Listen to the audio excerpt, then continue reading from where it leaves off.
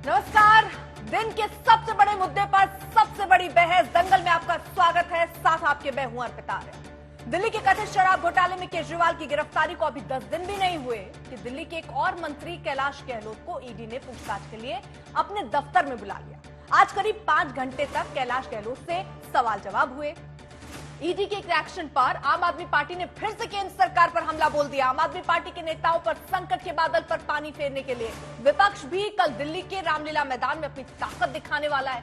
रामलीला मैदान में सोनिया गांधी भी होंगी, राहुल गांधी भी होंगे, तेजस्वी भी मौजूद होंगे और उद्धव भी शामिल होंगे। अब सवाल यह है कि क्या ये ईडी के बहाने विपक्ष का सरकार के खिलाफ शक्ति परीक्षण है या लोकसभा चुनाव से पहले अपनी एकजुटता परखने का एक मौका है। आज दंगल में बहस और चर्चा इन्हीं सवालों के इर्द गिर्द, लेकिन सबसे पहले ये खास रिपोर्ट। दिल्ली शराब घोटाले में अब पूछताछ की बारी दिल्ली के कानून मंत्री कैलाश गहलोत की आई। ईडी के समन पर मंत्री कैलाश गहलोत जांच एजेंसी के दफ्तर पहुंचे, जहां उनसे घंटों तक सवाल जवाब। कैलाश गहलोत उन लोगों में शामिल थे जिन्होंने शराब नीति का ड्राफ्ट तैयार किया था। ईडी का आरोप है कि कैलाश गहलोत ने अपने फोन नंबर तेजी से बदले, साथ ही अपना आधिकारिक आवास विजय नायर को इस्तेमाल करने के लिए दिया। कैलाश गहलोत की पेशी पर विपक्ष में फिर से हड़कंप मच गया, खासकर आम आदमी पार्टी। आज कैलाश गहलोत जी को बुलाया है, क्या पता कल मुझे बुलाएं, परसों सौरभ जी को बुलाएं, उसके बाद एक एक करके आम आदमी पार्टी के हर नेता, हर विधायक, हर कार्यकर्ता पर झूठे आरोप लगाकर उनको समन भी करेंगे, उनके घर रेड भी करेंगे, उनको गिरफ्तार भी करेंगे। ये भारतीय जनता पार्टी की साजिश है। किसी भी गिरफ्तारी का किसी भी जांच से कोई लेना देना नहीं है। अगर जांच से लेना देना होता तो आज जांच भारतीय जनता पार्टी की हो रही होती, क्योंकि साउथ लॉबी के शराब कारोबारियों का सीधा लेना देना भारतीय जनता पार्टी से। लेकिन यह पूरी तथाकथित जांच सिर्फ और सिर्फ अरविंद केजरीवाल और उनकी आम आदमी पार्टी को लोकसभा चुनाव में प्रचार करने से रोकने के लिए है। उधर केजरीवाल की गिरफ्तारी के बाद अब मंत्री कैलाश गहलोत पर भी गिरफ्तारी की तलवार लटकने लगी है।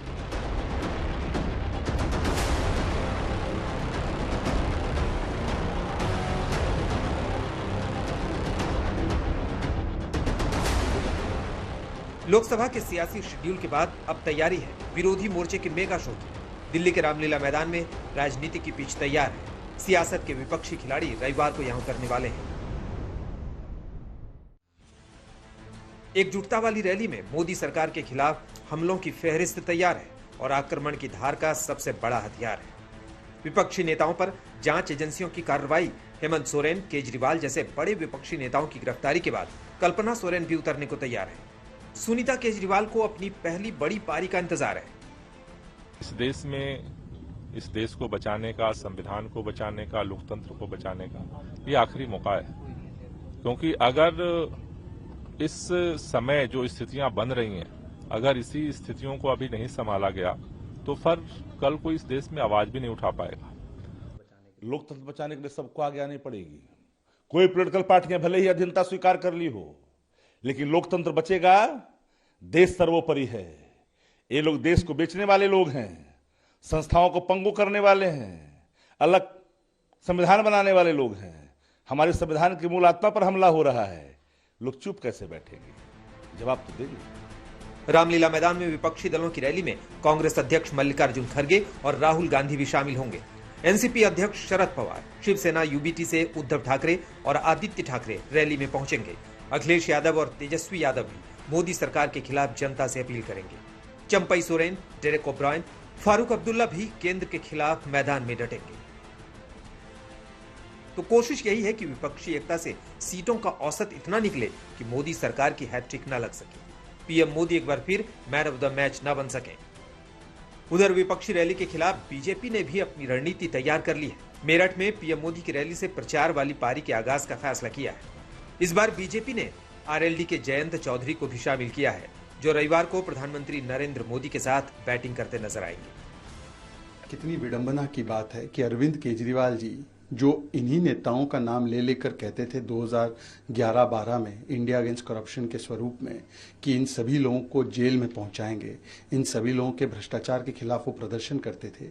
जिन लोगों के भ्रष्टाचार के खिलाफ वो प्रदर्शन करते थे, आज जब उनका भ्रष्टाचार पकड़ा गया है और कोर्ट राहत देने से इनकार करता है, तो उनके साथ प्रदर्शन कर रहे हैं भ्रष्टाचार बचाने के लिए।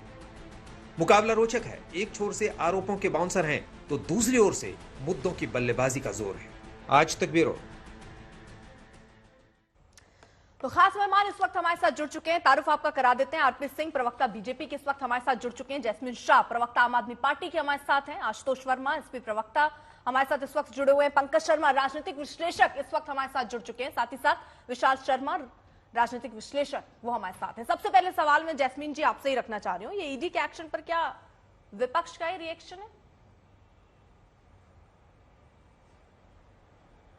देखिए, केवल ईडी का एक्शन नहीं है।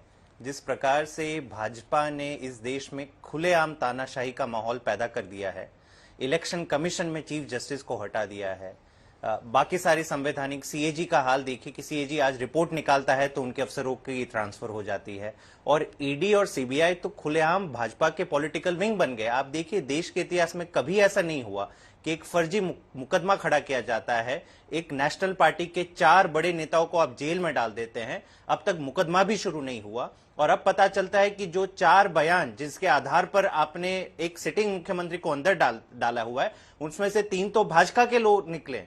एक बंदा जिसने भाजपा को पैसा दिया, चंदा दिया, शरद चंद्र रेड्डी, और अब पता चलता है कि 2 और लोग जो मगुंटा रेड्डी और राघव रेड्डी हैं, बाप बेटे, उनको तो भाजपा ने टिकट दे दिया एनडीए में शामिल करके। मतलब इतना खुलेआम तमाशा, इतना खुलेआम, मेरे ख्याल से इस देश के लोकतंत्र की हंसी आज कहीं नहीं, मतलब जो बनी हुई है वो इससे पहले कभी नहीं हुआ।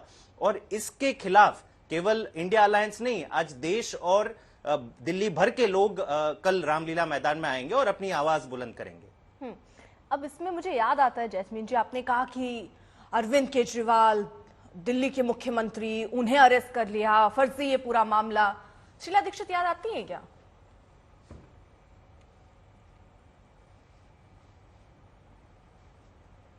बिल्कुल। जब उनपे सारे आरोप, तो आप लोग तो मुकदमा हुआ बकायदा, उनके आप ऊपर। लोग तो मैं सवाल बकायदा, पूछना चाहता हूं आप तो बकायदा कि ये इनके कहते थे कि ऊपर- वो भ्रष्ट हैं।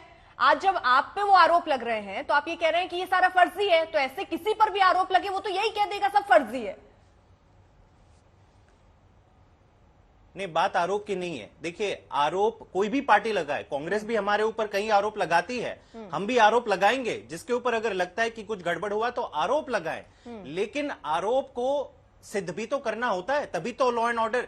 या तो आप बोले कि पूरी तरह तानाशाही है, आरोप लगाएगी भाजपा और सारे नेता जेल में हो जाएंगे, हमें मुकदमा चलाने की जरूरी नहीं है। लेकिन जब आप आरोप लगाते हो तो फिर आरोप को सिद्ध करते हो, इन्वेस्टिगेशन खत्म करते हो, इन्वेस्टिगेशन में कुछ ठोस सबूत मिलता है, पैसा मिलता है। अगर आप कह रहे हो कि करप्शन हुआ है तो मनी ट्रेल मिलती है, उसके बाद आप मुकदमा चलाते हो, आप कन्विक्शन ऑब्टेन करते हो, फिर जाके आप किसी को जेल में डालते हो। यही प्रथा देश के दुनिया के राजनेता, यानी आप लोग अरविंद केजरीवाल, शीला दीक्षित पर सिर्फ आरोप लगा रहे थे, सिद्ध नहीं कर पाए। आपने आरोप लगाया और पूरे विपक्ष को जेल में डाल दिया।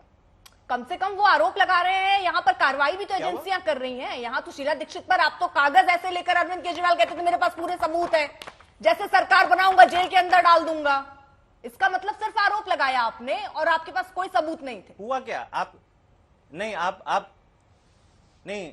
आप समझिए कि दिल्ली में क्या हुआ। दिल्ली में तमाम जो लॉ एंड ऑर्डर मशीनरी होती है, एक तो एंटी करप्शन ब्यूरो होता है और दूसरा दिल्ली पुलिस होती है। तो ये दोनों, पहले पुलिस तो हमेशा केंद्र के अंदर थी, एसीबी जो होती है एंटी करप्शन ब्रांच हमेशा दिल्ली सरकार के अंदर थी।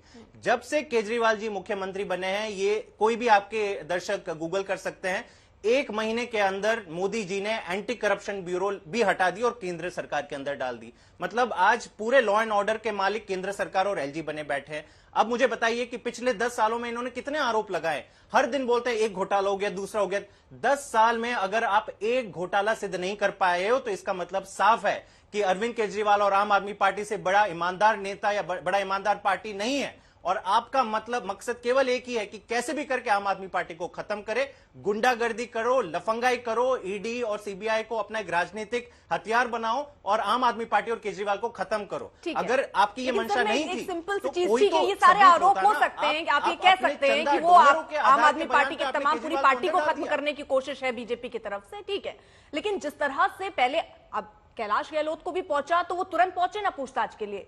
अरविंद केजरीवाल जो सबसे ज्यादा परचम भ्रष्टाचार पर लहराते थे और ये कहते थे कोई भी भ्रष्टाचारी हो तो उसको सबसे पहले उस पर कार्रवाई होनी चाहिए, अगर आप पर आरोप लगे तो नैतिकता के आधार पर उन्हें क्या करना चाहिए। न वो उन्होंने समन को असंवैधानिक बताया, उन्होंने अभी तक वो मुख्यमंत्री पद से नहीं हटे हैं, बाकी सबसे आपने इस्तीफा क्यों ले लिया जब अरविंद केजरीवाल से नहीं लिया गया। तो ये सारे सवाल उठते हैं ना, अगर हर आरोपी या जिसपे आरोप लग रहा है वो ये कहता रहे कि मैं आरोपी नहीं हूं, तो ऐसे कैसे? जांच एजेंसियां तो अपना काम कर रही है ना सर, वो जांच करेंगी, कुछ दिन बाद परिणाम सामने आएगा, लेकिन स्टार्टिंग से कहना सब असंवैधानिक है। अगर जांच एजेंसियां, बिल्कुल मैं आपका जवाब देता हूं, अगर जांच एजेंसियां वाकई में अपना काम करती तो क्या 95% केस केवल ऑपोजिशन नेताओं के ऊपर होते? इतना भी छोड़ दीजिए, इनमें से कोई भी नेता, ऑपोजिशन का नेता जिसके ऊपर ईडी सीबीआई लगती है, अगर वो भाजपा में शामिल हो जाता है तो फिर क्यों हो जाता है कि वॉशिंग मशीन से धुल गए? अशोक चौहान को क्लीन चिट मिल जाती है, छगन भुजबल को क्लीन चिट मिल जाती है, और अब प्रफुल्ल पटेल को 1-2 दिन पहले क्लीन चिट मिली। तमाम ऐसे नेता हैं जो दागी हैं, कलंकित हैं, जिनके ऊपर आप इन्वेस्टिगेशन ही करना बंद कर देते हो, फॉरगेट अबाउट एनीथिंग, आप क्लीन चिट दे देते हो। तो मतलब साफ है, आपका इन्वेस्टिगेशन से कोई मतलब नहीं है। और आपने जो बात उठाई उसका मैं स्पष्टीकरण देना चाहता हूं। आपने कहा कि अरविंद केजरीवाल जी ने ईडी के समन्स का जवाब नहीं दिया, बिल्कुल गलत है। 9 के 9 समन्स का उन्होंने लीगल आंसर दिया और सवाल पैदा किए कि लीगल जो ईडी का समन्स है वो गैर कानूनी है। अब ईडी क्या करता है? कोर्ट में जाता है। अब ईडी को कोर्ट पे विश्वास होता है तो कोर्ट की सुनवाई का इंतजार करता। कोर्ट ने भी ईडी को रिलीफ नहीं दी। कोर्ट ने भी ईडी को कहा कि प्राइमा फेसी मैं इस चीज को सुनूंगा, लग रहा है कि इनकी बातों में कोई ठोस पॉइंट है केजरीवाल जी के, लेकिन ईडी अब कोर्ट पे भी विश्वास नहीं करता, बोलता है नहीं जी हमें तो गुंडागर्दी करनी है, लोकसभा चुनाव घोषित हो गए, आप अपनी सुनवाई करते रहो, मैं तो इनके घर पे जाके इनको उठा के लाऊंगा। कोर्ट ने बकायदा डेट दी, कोर्ट ने तो बकायदा डेट दी। मुख्यमंत्री को डर सता रहा है, वो कह रहे हैं कि गारंटी दीजिए। ऐसा तो पहली बार हो रहा है कि वो गारंटी इस बात की मांग रहे हैं कि गिरफ्तार मत कीजिए तब मैं जांच में आऊंगा। आप कोर्ट के उस पहलू को बता रहे हैं, ये पहलू कौन देखेगा सर? नहीं, पहली बार नहीं होती है। एंटीसिपेट देखिए, लीगल प्रोसेस में एंटीसिपेटरी बेल का एक कॉन्सेप्ट होता है। जब आपको लगता है कि किसी न किसी एजेंसी की मंशा है, क्योंकि अगर आप कहेंगे कि आज कोई भी सवाल नहीं पैदा होते हैं, ईडी और सीबीआई निष्पक्ष जांच कर रही है, तो मेरे ख्याल से देश की 99% जनता एक तरफ है और आप दूसरी तरफ है। तो अगर सवाल उठाते जाते हैं ईडी और सीबीआई के जवाब पर, तो कोर्ट ही फैसला करेगा ना। तो ईडी और सीबीआई कोर्ट पे क्यों नहीं विश्वास करते हैं? जब हम कोर्ट पे गए, हम कोर्ट के साथ पूरा समर्थन कर रहे हैं, तो ईडी सीबीआई क्यों इतनी जल्दबाजी पे उतरी है? ठीक,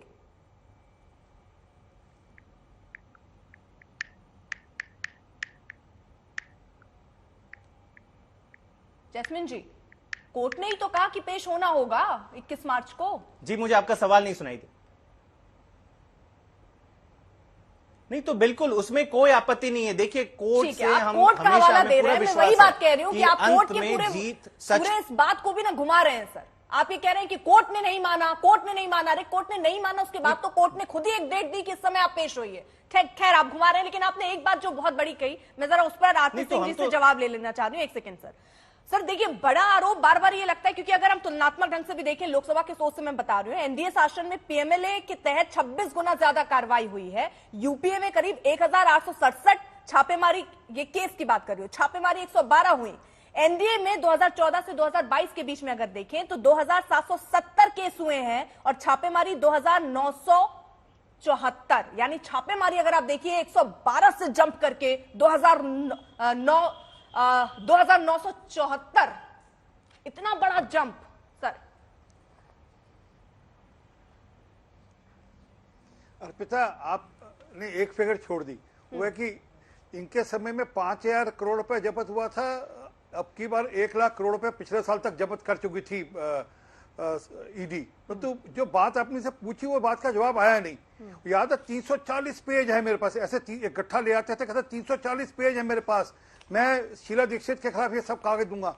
अरे आपका सबूत है, माना आपका से एंटी करप्शन ब्यूरो ले लिया गया, परंतु कोर्ट तो नहीं ले लिया गया था। आप किसी वकील को कोर्ट में खड़ा करते, अभी दिल्ली के सरकार के दिल्ली के टैक्स पेयर के पैसे से एक से एक बड़ा वकील करोड़ों रुपए, पता नहीं कितने लाखों रुपए खर्च कर अब वकील खड़ा करें, तब करप्शन के खिलाफ शीला दीक्षित जी के खिलाफ खड़ा करते ना किसी वकील को। क्यों नहीं तब अभिषेक मनु सिंघवी जैसा किसी वकील, कपिल सिब्बल जैसा कोई वकील खड़ा किया आपने? क्योंकि आपकी मंशा नहीं थी। आप तब भी झूठ बोल रहे थे, आज भी झूठ बोल रहे हैं आप, क्योंकि सिर्फ बॉन्डर खड़ा करना आपका काम है। आपको आदत है कि आप एक बॉन्डर खड़ा करते हैं, बात करते हैं। एक आपको अर्पिता याद है, ये ऐसे कागज पकड़ते थे, मेरे पास अकाउंट नंबर है, स्विस अकाउंट नंबर है शरद पवार का, मेरे पास स्विस अकाउंट नंबर है सोनिया गांधी जी का, पर आज तक अकाउंट नंबर आया नहीं। कहां गया अकाउंट नंबर सबके सब? और नहीं था कोर्ट में जाकर अकाउंट नंबर देते, कहते अकाउंट नंबर है, स्विस अकाउंट नंबर पकड़ो, मैं आज अकाउंट नंबर देता हूं इनको। ये तो बता रहे नहीं, मैं देता अकाउंट नंबर है 10220221004647। ये अकाउंट नंबर है जिसमें 1 करोड़ रुपए जमा हुआ। इनके ये कहते हैं हिसाब का है, मैं हिसाब बता रहा हूं इनको। राजेंद्र सिंह सोलंकी, मैं भी बाकी बताऊंगा, राजेंद्र सिंह सोलंकी इनके बारदोली में गुजरात के कैंडिडेट थे, इलेक्शन लड़ रहे थे, 20 लाख रुपए नकदी के साथ पकड़े गए।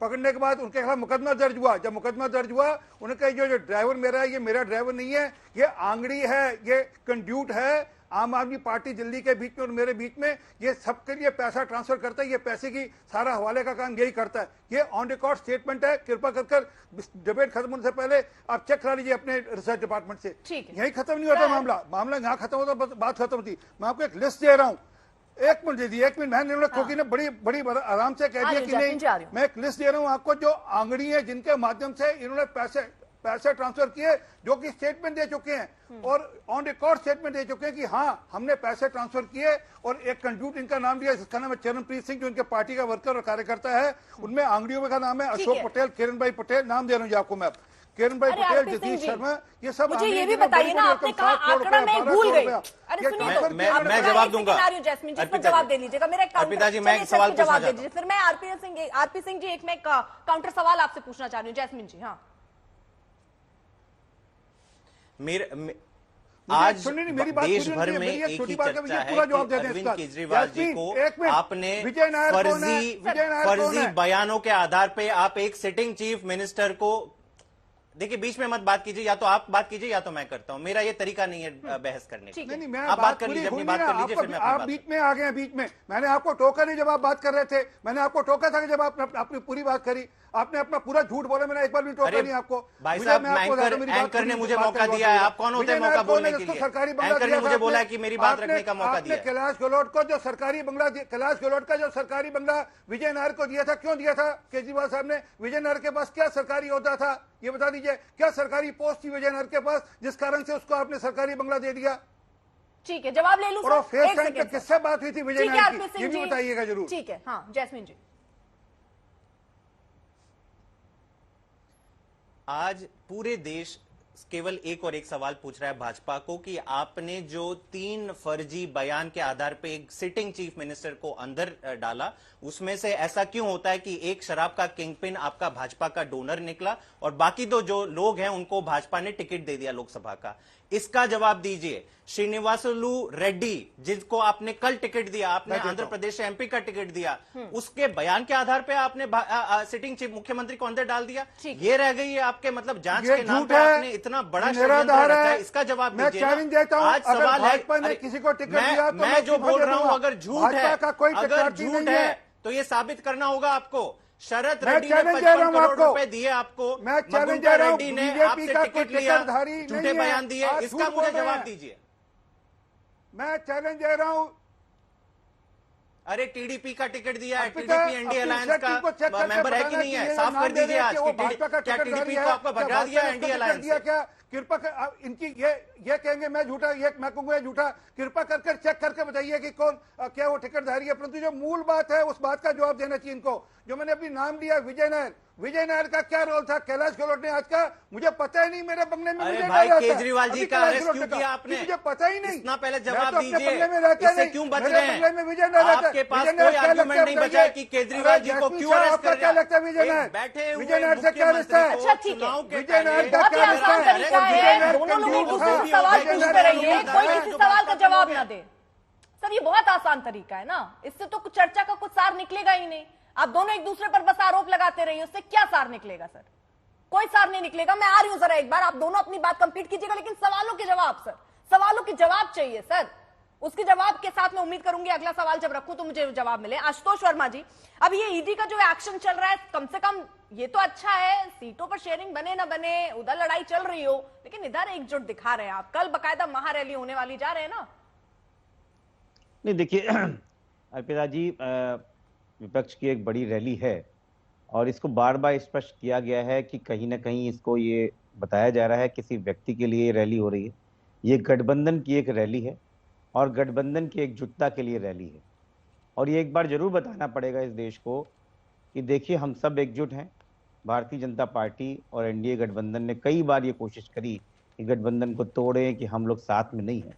हम लोग एक प्लेटफॉर्म पे आएंगे।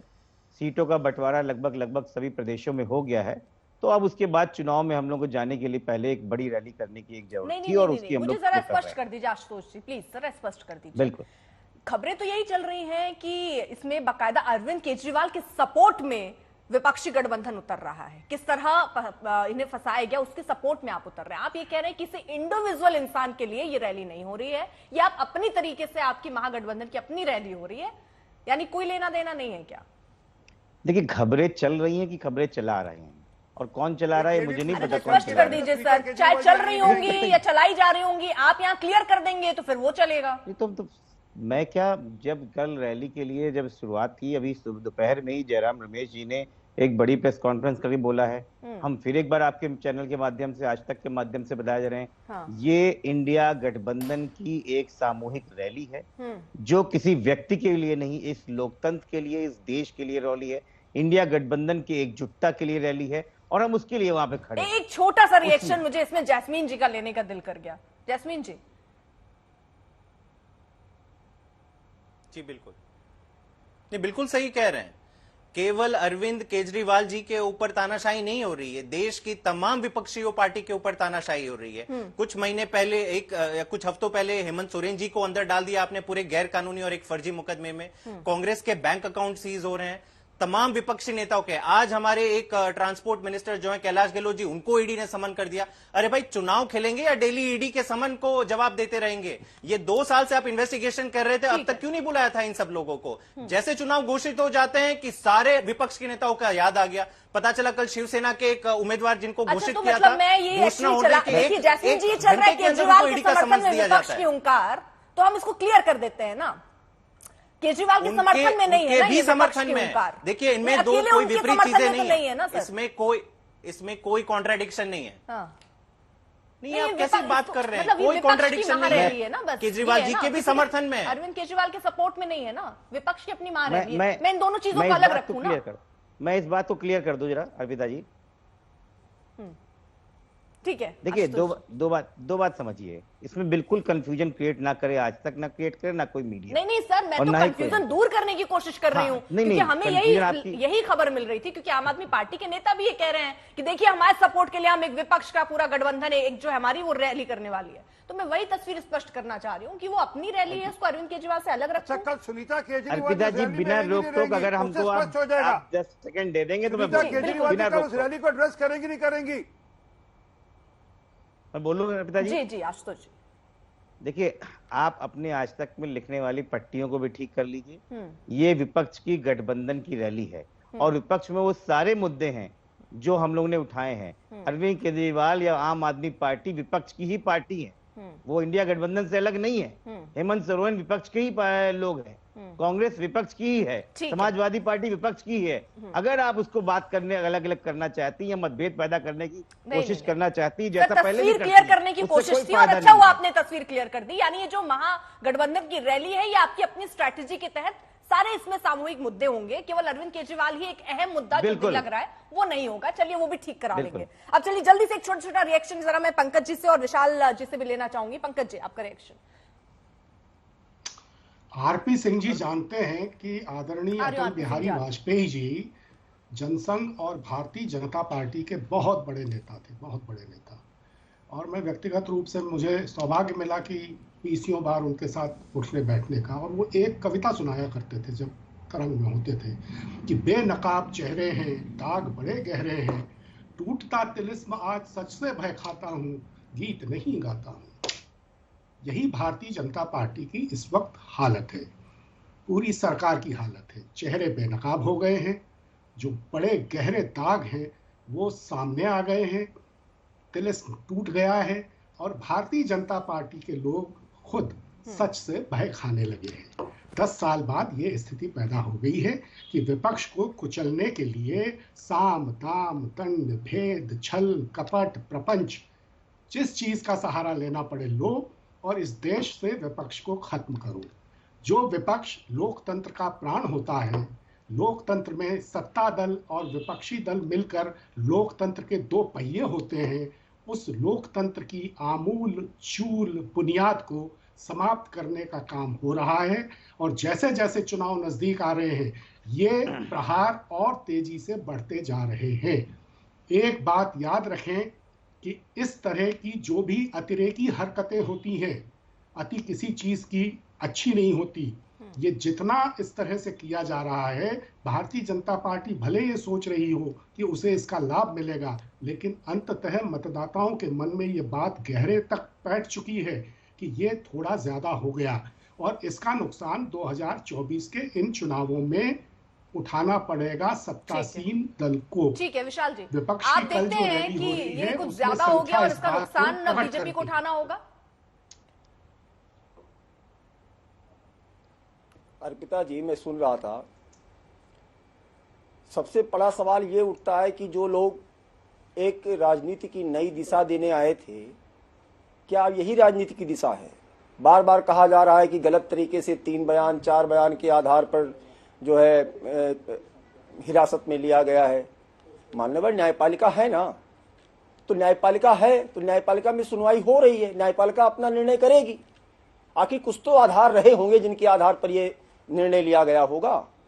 कहने को तो आप कहते हैं हम आम आदमी हैं, हम आम आदमी हैं, लेकिन आपको ट्रीटमेंट चाहिए जो है वीआईपी ट्रीटमेंट चाहिए। क्यों? फिर एक आम आदमी ईडी के 9 संबंध को दरकिनार कर सकता था? मुझे तो लगता है शायद नहीं। और दूसरी बात यहाँ पे हो रही है कि विपक्ष की एकजुटता, जिस तरीके से ईडी का उपयोग, एजेंसियों का उपयोग, कोई तानाशाह बोल रहा है। मैं सम्मानित प्रवक्ताओं से पूछना चाहता हूं कि मान्यवर, क्या 2014 के पहले करप्शन के चार्जेस नहीं थे? आप मुझे बताइए ना, समाजवादी पार्टी के हमारे सम्मानित प्रवक्ता बैठे हैं, आप मुझे बताइए ना कि वो आय से अधिक संपत्ति का मुकदमा कब जो है हुआ था? जहां तक मेरी याददाश्त है 2007 में हुआ था। लेकिन नहीं, जब जुलाई में इंडो न्यूक्लियर डील पे सपोर्ट कर दिया था तो 2008 के दिसंबर तक आते आते क्लीन चिट मिल गई थी। तो भारतीय जनता पार्टी को बार बार ये कहना तानाशाह ईडी, मैं पूछता हूं जो है लालू यादव जी को जो है सजा कब हुई थी, के ऊपर करप्शन का चार्जेस कब लगा था? तब क्या भारतीय जनता पार्टी की सरकार थी? लेकिन नहीं, बात क्या है यहाँ पे अर्पिता जी की वो 1-2 लाइनें है ना कि वो लाली मेरे लाल की चित देखूं जित लाल और लाली देखन में चली जो है मैं भी हो गई लाल। बात यहाँ पर ये है करप्शन के अगेंस्ट, मतलब सबका कहीं ना कहीं देखिए ना, ये विपक्ष की रैली नहीं हो रही, संविधान को बचाने की रैली की बात नहीं है। मैं तो पूछना चाहता हूं कि वही आप जो है ट्वीट पे वो कांग्रेस के जो है पुराने प्रेस कॉन्फ्रेंस देख लीजिए, किस तरीके से आरोप लगाया जा रहा था, किस तरीके से कहा जा रहा था कि नहीं इस्तीफा दिया जाना चाहिए, बताइए ना। और आज किस तरीके से विपक्षी गठबंधन बन के उस भ्रष्टाचार को बचाने के लिए लड़ाई लड़ी जा रही है। नहीं, ये आदरणीय प्रधानमंत्री जी की जो करप्शन के विरुद्ध जीरो टॉलरेंस की नीति है ना, ये उसके तहत एकजुटता दिखाई जा रही है, ये अवसरवादिता की एकजुटता दिखाई जा रही है।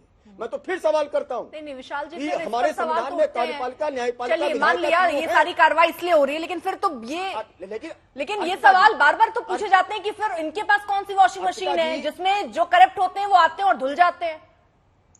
इसका उत्तर मैं दे रहा हूं अर्पिता जी, इसका उत्तर मैं दे रहा हूं।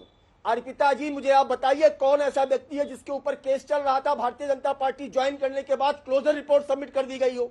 आप मुझे बताइए ना, ये किस तरीके से नैरेटिव सेट करने की कोशिश की जा रही है? नहीं, आप बताइए नाम। अरे प्रफुल्ल पटेल 2 दिन पहले घटना घटी, आप कहां पे सो रहे हैं? क्या आसाम, थोड़ा जागिए, पढ़िए, आंखें खोलिए, क्या हो रहा है देश में? क्या आसाम के अरे सुनिए मान्यवर, क्या आसाम के मुख्यमंत्री ने बीजेपी ज्वाइन करने के बाद कलकत्ता के कोर्ट में नहीं पेश हुए थे? बताइए ना। आप जनता को गुमराह कर रहे हैं। ईडी सीबीआई तानाशाही, लोकतंत्र बचाने की बात की जा रही है, और जब जेल के अंदर से सरकार चलाने की बात की जाती है तब क्या लोकतंत्र जो है खतरे में नहीं आता? लेकिन फिर ऐसा क्यों है यूपीए गवर्नमेंट में जो परसेंट करीब 50 के वो अभी विपक्षियों पर ज्यादा एक्शन 95% तक क्यों हो रहे हैं एनडीए गवर्नमेंट में? सिर्फ विपक्ष को ही क्या टारगेट किया जा रहा है? अर्पिता जी, अच्छा अर्पिता जी आप मुझे एक प्रश्न का उत्तर दे दीजिए। क्या करप्शन के खिलाफ, भ्रष्टाचार के खिलाफ कार्रवाई करना गलत है? क्या तो सारे विपक्षी भ्रष्टाचार है? का पैसा इस प्रकार के सारे विपक्षी भ्रष्टाचारी जाना चाहिए? ये तो बिल पावर होता है अर्पिता जी। ये नहीं, मैं तो कह रहा हूं आपसे कि जो पक्ष में है उनके ऊपर भी मुकदमे चल रहे हैं। मुझे बताइए ना कि किसको क्लीन चिट दिया गया है। हाँ। ये नैरेटिव सेट करने की कोशिश की जाती है अर्पिता जी। हम भूल जाए वो 2G स्कैम, ये स्कैम, वो स्कैम, बताइए कितने घोटाले पे घोटाले हुआ करते थे। लेकिन आज जब कार्रवाई की जा रही है तो कहा जा रहा है विपक्ष विपक्ष विपक्ष। मुझे आप बताइए कि क्या जब जो राजीव गांधी जी प्राइम मिनिस्टर थे तो क्या उनके ऊपर बोफोर्स के तहत जो है आरोप नहीं लगाए गए थे? आप मुझे बताइए ना। लेकिन नहीं, क्या पीवी नरसिम्हा राव जी को कोर्ट में नहीं जाना पड़ा था बाद में पीएम से हटने के बाद? ये कौन सी बात है? लेकिन नहीं, आज जब कार्रवाई की जा रही है, भारतीय जनता पार्टी के यशस्वी प्रधानमंत्री आदरणीय प्रधानमंत्री नरेंद्र मोदी जी कार्रवाई कर रहे हैं, जीरो टॉलरेंस कर रहे हैं भ्रष्टाचार के खिलाफ, तब लोकतंत्र खतरे में है।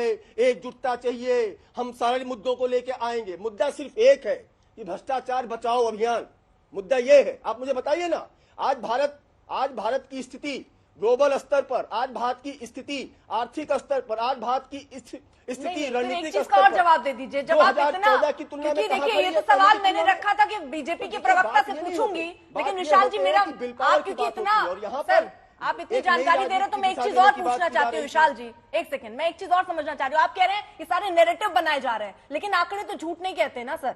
ईडी के सोर्स से मैं आपको बता रही हूँ, ईडी ने 6000 केस दर्ज किए, सिर्फ 24 मामलों में सजा हुई है। रजिस्टर्ड केस 5906, तलाशी और छापेमारी हुई 4994, चार्जशीट दाखिल हुई 1142 और ट्रायल पूरा हुआ, सुनिएगा ध्यान से सर, ध्यान से सुनिएगा, ट्रायल पूरा हुआ सर 25 पर। और कितने केस में सजा हुई सर? ये दिलचस्प है सर, 5000 केस और सजा कितने पर हुई? 24।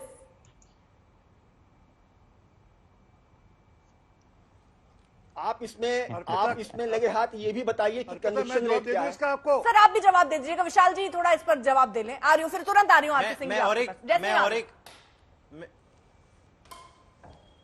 अर्पिता जी देखिए, हम भी जानते हैं, आप भी जानते हैं, आम जनता भी जानती है कि हर चीज के प्रोसीजर का अपना तरीका होता है, विधि की अपनी प्रक्रिया होती है।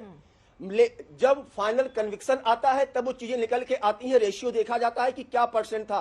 आप मुझे आज की डेट में बताइए, अगर मुकदमा ही नहीं होगा, अगर केस ही नहीं आएगा आरोपों के आधार पर, या तालमेल सही लग रहा है क्या विशाल जी? 5000 केस दर्ज, 5,900 यानी 6000 जोड़ लीजिए, 6000 केसेस हो रहे हैं और सजा केवल 24 पे। नहीं, अच्छा जो 20 गुना संपत्तियां एसेट जो है वो जो छापेमारी में दर्ज की गई हैं, आप उनकी बात क्यों नहीं करते? 2014 के पहले जो छापेमारी में संपत्तियां जब्त की गई थी और 2014 के बाद की जो संपत्तियां करप्शन पर कार्रवाई हो रही है। सर सुनिए तो, आप कह रहे करप्शन पर कार्रवाई हो रही है, मैं वही तो कह रही हूँ। 6000 केस दर्ज होते हैं, 24 पर केवल 24 लोगों को सजा मिलती है। क्या रेशियो, क्या तालमेल देख रहे हैं आप? अरे जब ट्रायल चलता है तब उस ट्रायल के तहत फाइनल कन्विक्शन का रेट आता है ना। जो आज की डेट में कन्विक्शन का रेट है उस पर बात करिए, जिसमें ट्रायल की प्रक्रिया शुरू हो गई हो।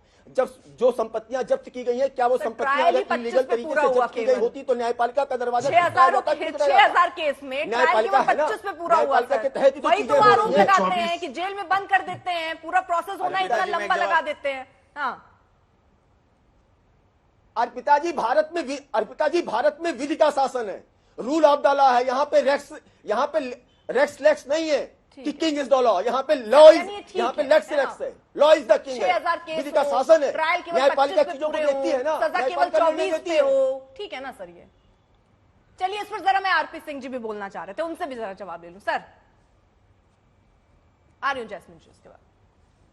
अर्पिता, आपने 6000 केसेस बताए, परंतु ये नहीं बताया कि उसमें केसेस में जिसमें कार्रवाई हुई, 31 केसेस हुए जिसमें कोर्ट ने ऑर्डर दिया, 31 में से 24 आप कह रही हैं जिसमें कन्विक्शन हुआ। तो जरा रेशियो देख लीजिए, क्या रेशियो हुआ। अब वो अगर सुप्रीम कोर्ट में 70,000 से ज्यादा केसेस अगर पेंडिंग हो तो उसकी गलती किसकी है? कोई इसकी ईडी की गलती है, सीबीआई की गलती या प्रोसिक्यूशन एजेंसी की थोड़ा गलती है? वो तो कोर्ट ने जिस स्पीड से काम करना है, स्पीड से कोर्ट ने काम करना है। जो केस का फैसला हो गया उसमें से कन्विक्शन गिनिए आप, एक मिनट के दोस्त, मैंने ठोका नहीं आपको, किसी को सुना मैंने सबको। तो वो गिनिए आप केस। और दूसरी बात, ये जो कल की रैली कह रहे हैं, ये केजरीवाल जी की रैली नहीं है। जरा इनको बोलिए सबके सब जो यहाँ बैठे हैं कि क्या कल सुनीता केजरीवाल जी रैली एड्रेस करेंगी या नहीं करेंगी, तो पता लग जाएगा कि कल की रैली किसके लिए है। और एक तीसरी बात जो बार बार बात आई कि ये हमारे दोस्त पंकज जी कह रहे थे कि नहीं ये तो हम लोग कुछ कर रहे हैं, ये सुन लीजिए अपने दोस्त की बात। घोटाला क्या है, शराब का लिकर स्कैम क्या है? लिकर स्कैम सीधे सीधे अब ये एस्टैब्लिश हो गया है कि कम से कम 100 करोड़ की रिश्वत ली गई। कम से ये अजय माखन है पंकज जी आपके दोस्त, वो कह रहे हैं ये एस्टैब्लिश, हम नहीं कह रहे, ये एस्टैब्लिश हो गया है कि 100 करोड़ की रिश्वत कम से कम ली गई है। ये हम थोड़ा कह रहे हैं। ये आज जो हाथ वहां पर अगर रैली के अंदर हाथ एक दूसरे का पकड़ेंगे, किनारे से आप बच के निकल गए। इसका जवाब मुझे अभी समझ नहीं आया जो आपने दिया। मैं जो ये पूछ रही थी आपसे, 6000 केस दर्ज हुए जिसपे 25 पे ट्रायल पूरा केवल 25 पे हुआ। आप सोचिए 6000 केस होते हैं, चार्जशीट केवल 1142 पे दर्ज होती है और सजा केवल 24 सजा मिली उनमें। इस पर जरा मुझे समझाइए ना, मेरे को नहीं समझ में आया आपने जो समझाया। ध्यान से सुनिए, अच्छा ध्यान से सुनिएगा। कोर्ट ने फैसला सुनाया 31 में और उसमें सजा हुई 24 में। अब कोर्ट कितने में फैसला सुना गया था कोर्ट के ऊपर है। अब केस अगर कोर्ट में पेंडिंग है तो उसमें ईडी का क्या दोष है? मैंने अभी बताया 70,000 से ऊपर केस पेंडिंग होंगे सुप्रीम कोर्ट के अंदर। तो उसका दोषी कौन होगा? उसका वो कोर्ट का प्रोसेस है, कोर्ट का प्रोसीजर है। आरोप तय किया। कन्विक्शन तो आप देखिए, कन्विक्शन आपने देखनी है तो 70,000 की बात ही नहीं कर रही, मैं ये बात कर रही थी कि 6000 कन्विक्शन रेट है। सर अगर मैं आप ये कह रहे हैं कि बहुत सारे केसेस पेंडिंग है ना, यही समझा रहे हैं ना, बहुत सारे केसेस पेंडिंग है, वो तो कोर्ट तय करे कि इतने धीरे धीरे प्रोसेस को आगे क्यों बढ़ा रहा है। यही कोर्ट में पेंडिंग है। ठीक, तो मैं सर 70,000 पे तो बात ही नहीं कर रही, मैं 6000 पर बात कर रही हूँ कि 6000 केस दर्ज गुमराह कर रहे हैं। 6000 केस में 24 पर सजा हुई सर, मैं इस पर बात कर रही हूँ। नहीं तो मैं आपसे कहती कि 70,000 केस में 24 हुए, मैंने वो रेशियो नहीं लिया सर।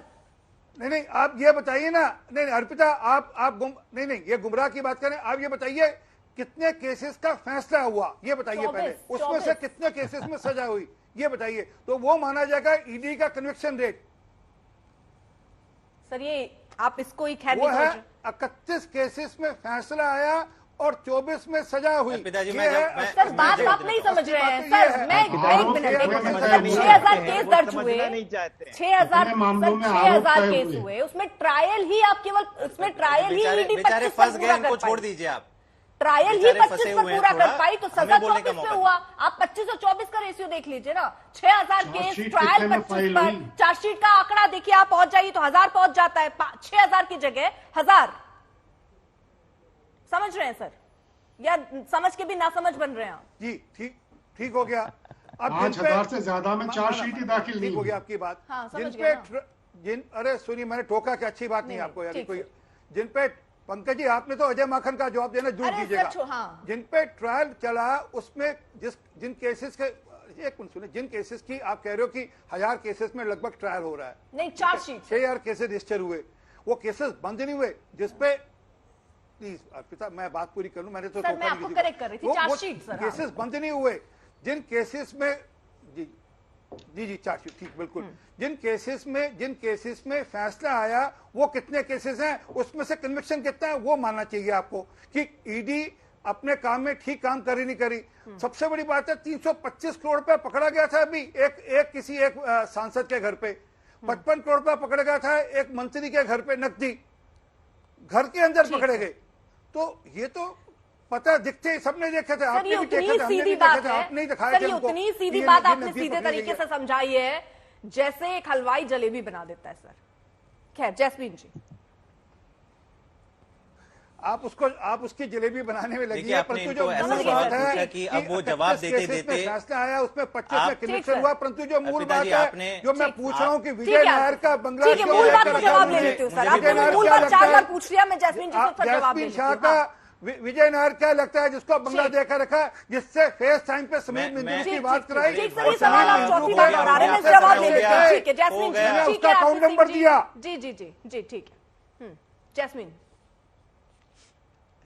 आपने आरपी सिंह को जो सवाल पूछा, 4 बार पूछा, उसका जवाब देते देते आज ये देश के सामने हंसी का पात्र बन गए। आपने पूछा 6000 केस और उसमें से केवल 1000 में चार्जशीट। मैं आपको और आंकड़ा बता दूं, 1000 चार्जशीट में तो पहली चार्जशीट फाइल हुई। अब दिल्ली के कथित शराब घोटाले की बात कर लीजिए, 2 साल से ये लोग तमाम चार्जशीट फाइल कर चुके हैं, लेकिन अभी भी कह रहे हैं कि हमारा चार्जशीट फाइल करना खत्म नहीं हुआ, हम तो और चार्जशीट फाइल करते रहेंगे। क्यों? क्योंकि जब तक चार्जशीट फाइल करते रहोगे तब तक ट्रायल नहीं शुरू होगी और तब तक मनीष सिसोदिया, अरविंद केजरीवाल को आप जेल में ही डालते रहो। तो अब कह रहे कि नहीं, ये 24 या 25 केस देखिए जो कन्विक्शन हो गया। अरे भाई, जो बाकी 5995 या 75 केसेस हैं, उसमें से अरविंद केजरीवाल का केस है ना, उसमें तमाम विपक्षी नेताओं का केस है जहां पे आप ट्रायल शुरू ही नहीं करा पा रहे हो। और ये आपका सही मकसद दिखाता है, ये आप बेनकाब करता है ये सारे आंकड़े। अगर मैं बता दूं आपके माध्यम से दर्शकों को, किसी भी दुनिया में ऐसा कोई भी देश नहीं। अरे आरपीजी चलाना बंद कीजिए, मैंने आपको इंटरप्ट नहीं किया। वो ब्यूरोक्रेट्स के ऊपर है या बिजनेसमैन के ऊपर है, पर जो आपसे पूछ रहा हूं उसका जवाब आप दे नहीं रहे। मैंने आपसे बैंक खाता पूछा, यूको बैंक का बैंक खाता, मैंने आपके बीच में नहीं बात किया। पिताजी ये नहीं चलेगा, एक दूसरे से चिल्लाना मैं नहीं करने वाला। खाते के गए, मैं खाता पूछ रहा हूं, मैं बैंक खाते का नंबर दिया आपको, मैंने बैंक खाते की मैं बात नहीं करने वाला। ये तो फिलहाल जैस्मीन जी कुछ कहना चाह रहे थे, आशुतोष जी का भी रुख करूंगी। जैस्मीन जी, एक एक करके प्लीज अपनी बात रखिएगा। मैं उम्मीद करूंगा कि आरपी सिंह जी वापस ये अनसिविलाइज बिहेवियर नहीं करेंगे आपके शो में, कि चिल्ला चिल्ला के मुझे बोलने का मौका ना दे। मेरा केवल एक ही पॉइंट था कि 6000 केस हो जाते हैं, उसमें से 1000 चार्जशीट फाइल करते हो, और ये केस भी जिसमें चार्जशीट फाइल करते हो वो खत्म नहीं करते हो, क्योंकि आपको डर है कि आप ये जब मैटर ट्रायल पे जाएगा तो ये टिकेगा नहीं। तो अब कहते हैं कि नहीं जी, हमें तो 25 केसेस पे आप हमें नापिए। अगर दुनिया में कोई और देश में ईडी जैसी एजेंसी होती कि 6000 जगह पे आपने रेड कर दी, 6000 केसेस में विपक्षी नेताओं को आपने जेल में डाल दिया, लेकिन ट्रायल पे केवल 25 पहुंचे, तो ये ईडी नामक एजेंसी कब की बंद हो जाती है। ये ईडी का जो मैं आपको आंकड़ा दे रही हूँ, इसमें सारे विपक्षी नहीं है। हाँ, ये पूरे केसेस का आंकड़ा बताया मैंने, केवल विपक्षियों की बात नहीं की, तो उसको मत बोलिए। कई कंपनीज हैं। हाँ ठीक है अर्पिता जी, इसमें कई नहीं, मैं आपकी बात मानता हूं, इसमें कई ऐसी कंपनियां भी हैं जिन पे रेड डाली थी केवल और केवल इलेक्टोरल बॉन्ड के थ्रू चंदा लेने के लिए। 2700 करोड़ 2700 करोड़ पैसा मिला है भाजपा को उन कंपनियों से जहां पे ईडी और सीबीआई ने रेड डाली थी। तो ऐसी कंपनियां भी है और दूसरे विपक्षी नेता भी है। इन ईडी और सीबीआई का बस यही मकसद रह गया है, विपक्ष को तोड़ो और भाजपा के लिए चंदा इकट्ठा करो, वसूली करो। ठीक है, आशुतोष जी इस पर रिएक्शन छोटा सा बता रही हूँ। आरपी सिंह जी, अर्पिता, ये देखिए सारी चीजें ये हैं कि देश में इस समय जो एक सबसे बड़ा भ्रष्टाचार इलेक्टोरल बॉन्ड्स के नाम पे हुआ था, और मुझे याद है कि अभी 3 दिन पहले एक देश के बड़े अर्थशास्त्री जो पराकला प्रभाकर भी हैं और जो शायद हमारे वित्त मंत्री के पति भी, उन्होंने एक बड़ा स्टेटमेंट दिया कि इस देश का नहीं पति विश्व का सबसे बड़ा जो भ्रष्टाचार है वो इलेक्टोरल बॉन्ड्स है। मुझे लगता है कहीं ना कहीं भारतीय जनता पार्टी उस पर जो है बिल्कुल पीठ के पीछे छुप रही है और वो इधर उधर की बातों में घुमाने की कोशिश कर रही है, और उल्टा चोर कोतवाल को डांटे वाली स्थिति आ गई है। इलेक्टोरल बॉन्ड्स की अगर आप ठीक से आप जांच करें और उस पर जो डेट वाइज डाटा दिया गया है उसमें साफ लिखा है कि जितनी भी कंपनियां थी उनके ऊपर पहले ईडी और सीबीआई की रेड पड़ी, उसके बाद उनके ऊपर सैकड़ों करोड़ का इलेक्टोरल बॉन्ड लिया गया, भारतीय जनता पार्टी ने उसको भुनाया और आज तक उस पर कोई आगे कार्रवाई नहीं हुई। ये पूछ रहे थे विशाल मिश्रा जी किस पे क्लीन चिट, अभी 2 दिन पहले ही प्रफुल्ल पटेल को भारतीय जनता पार्टी के साथ जुड़ने पे क्लोजर रिपोर्ट मिल गई है। और ये 2G घोटाले का व्याख्या कर रहे थे। अरे 2G घोटाले वो जिसको सीबीआई कोर्ट ने निरस्त कर दिया, बाइज्जत बरी किया और कहा ऐसा कोई घोटाला हुआ ही नहीं, और विनोद राय जैसे लोगों को अपॉलॉजी देनी चाहिए। तो भारतीय जनता पार्टी और उनके प्रवक्ताओं सिर्फ फैब्रिकेटेड और झूठ फैला के अपनी सत्ता कायम करना चाहते हैं। लेकिन देश ने 10 सालों में देखा है जिस प्रकार से बेरोजगारी महंगाई चरम पे है, जिस प्रकार से इसमें युवाएं बिल्कुल खाली घूम रहा है, उनके पास इनका जवाब नहीं है। और कहीं ना कहीं मुझे वो बात याद आती है, चंद महीनों पहले ऑर्गेनाइजर जो आरएसएस का एक मुखपत्र है उसने साफ लिखा था कि मोदी और राम मंदिर के नाम पे 2024 का चुनाव नहीं जीता जा सकता। और यही बौखलाहट भारतीय जनता पार्टी और कहीं ना कहीं केंद्र में बैठे हुए आकाओं के है, जिसके ऊपर विपक्ष पे कार्रवाई कर रही हैं। चाहे एन केन प्रकारेण विपक्ष को खत्म करो, किसी भी तरीके से जेल में डालो, किसी भी तरीके से तोड़ो, चाहे व्यक्तियों को तोड़ो, जैसे भी कर सकते हो तोड़ो, क्योंकि उनकी सरकार नहीं बनने जा रही है, 2024 में नहीं बनने जा रही है। ये पूरे देश ने ठान के रखा हुआ है। ठीक है, आरपी सिंह जी। देखिए, ये इधर उधर की बात कर रहे हैं, मूल बात पे जवाब किसी ने नहीं दिया कि विजय नायर का क्या रिश्ता है केजरीवाल के साथ, जिसको कैलाश गहलोत का आज जो ईडी ने पूछा भी कि आपका बंगला क्यों देकर रखा, बोला मुझे पता नहीं मेरे बंगले में रहता था, वो मुझे तो पता ही नहीं मेरे बंगले में रहता था। तो वो ईडी ने केजरीवाल साहब ने किस खाते से उसको बंगला देकर रखा, और वहां से बैठकर वो फेस टाइम पे जो बात करा रहे थे समीर मिंद्रू से, केजरीवाल साहब की तो रिकॉर्ड आ चुका है, वो तो स्टेटमेंट रिकॉर्ड करा चुका है इस बारे में। तो वो किस लिए करा रहा था बात। और जो मैं बैंक खाता नंबर दे रहा हूँ, ये तो बैंक खाता दे नहीं पाए, मैं तो बैंक खाता नंबर दे रहा हूँ, वो रिपीट करता हूँ आपके दर्शकों के लिए, 10220210004647 यूको बैंक का बैंक खाता, जिसमें पैसा ट्रांसफर हुआ और पैसा ट्रांसफर होकर गया इनके पास। वो किसका बैंक खाता है, कैसे गया, वो कौन था, कौन कंडूर था, जरा वो भी जानकारी दे दीजिए। तो ये मूल बातों के प्रश्न को उत्तर दे रहे। और मेरे मित्र जो प्रवक्ता है समाजवादी पार्टी के, देखिए आपने सवाल फिर पूछ लिए, लेकिन जो सवाल उन्होंने पूछे उसके जवाब भी दे लीजिए, फिर मैं जैस्मीन जी से इस पर छोटा सा जवाब ले लूंगी। वो इलेक्टोरल बॉन्ड पर पूछ रहे हैं, वो ये कह रहे हैं कि किस तरह विपक्ष को डराया धमकाया जा रहा है और उन्हें फंसाया जा रहा है ताकि आप ये समझ रेड्डी। चलिए मैं उत्तर दे, इस पर जवाब सर। शरद रेड्डी और मगुंटा रेड्डी, इस पे जवाब मैंने पूछा था इनसे। अब मैं उत्तर देता हूं, परंतु अरे हाँ दोस्त हो गया ना, एक बात इनसे जरूर पूछ लीजिएगा कि कल क्या सुनीता केजरीवाल जी कल वहां पे रैली एड्रेस करेंगी या नहीं करेंगी, क्या उस रैली में कल रहेंगी या नहीं रहेंगी, क्योंकि ये तो कह रहे हैं हमारी विपक्षी एकता की रैली है, वो कोई प्राइवेट रैली नहीं है, वो केजरीवाल जी की रैली नहीं है। तो ये भी जरा जानकारी ले लीजिएगा। जहां तक आपने बॉन्ड की बात की, शरद रेड्डी ने वो एक लुक जाइए ना सर, शरद रेड्डी वो एक पूरे ग्रुप का एक कंपनी में डायरेक्टर है, और उसने सिर्फ बीजेपी को बॉन्ड नहीं दिए, उसने टीडीएस को भी, टीडीपी को भी बॉन्ड दिए, बीआरएस को भी बॉन्ड दिए, बाकी पॉलिटिकल पार्टीज को भी बॉन्ड दिए उसने। तो आप हमारे पास आक्षेप लगा रहे हैं इस बात का, और अगर आपको बहुत है कृपा कर आपके पास अच्छे से अच्छे वकील हैं, कृपा कर कोर्ट जाइए, मामला कोर्ट का तत्वाधान में है ना, आप कोर्ट क्यों नहीं जाते। ठीक है, जैस्मीन जी उस पर भी जवाब दे लीजिए, विजय को लेकर जो बार बार सवाल पूछ रहे हैं। और फिर ये भी सवाल उठते हैं सर, फिर ऐसा क्यों है कि जहां छापेमारी पड़ रही है उसके कुछ ही दिन बाद चंदा भी मिल जा रहा है बीजेपी को, ऐसा भी क्यों हुआ सर, इस पर जवाब दे पाएंगे क्या आरपी सिंह जी? आरपी सिंह से पूछ रहे हैं, मुझसे पूछ? नहीं, आरपी सिंह से एक छोटा सवाल। बिल्कुल नहीं, आप नहीं, मैं एक, अच्छा सॉरी, मैं एक मिनट, नहीं बिल्कुल नहीं, कहीं पे छापामारी का और चंदे का कोई कोरिलेशन कहीं नहीं है। और मैं वापस रिक्वेस्ट कर रहा हूँ, अच्छे से अच्छा वकील इनके पास, ये सरकारी खर्चे पर वकील हायर करते हैं। ठीक है जैस्मीन, जल्दी से छोटा सा रिएक्शन, ठीक है सर, परंतु जो मूल चैलेंज है कोर्ट ने इनकी इस बात को नकारा, कोर्ट में इन्होंने इस इशू को उठाया, कोर्ट ने इस बात को नकारा केजरीवाल की अरेस्ट का। मैं अपनी बात रख लूं, अब आपका समय खत्म। जैस्मीन जल्दी। शरद रेड्डी के घर पे 10 नवंबर 2022 को रेड पड़ती है, 5 दिन बाद वो 5 करोड़ रुपए दे देता है, और कुछ ही दिन बाद 50 करोड़ रुपए और भाजपा को देता है। तो इसका जवाब इनके पास नहीं। जब भी ये फंस जाते हैं ना अर्पिता जी, क्या कहते हैं, अरे आप कोर्ट में जाके कर दीजिए, मैं क्यों जवाब दूं? और आरपी सिंह जी, आशुतोष वर्मा जी, दिक्कत क्या है कि यहाँ पर सबके पास सवाल है, लेकिन जवाब यहाँ किसी के पास नहीं है। अगर किसी से सवाल पूछो तो उसके जवाब में भी सवाल ही आता है।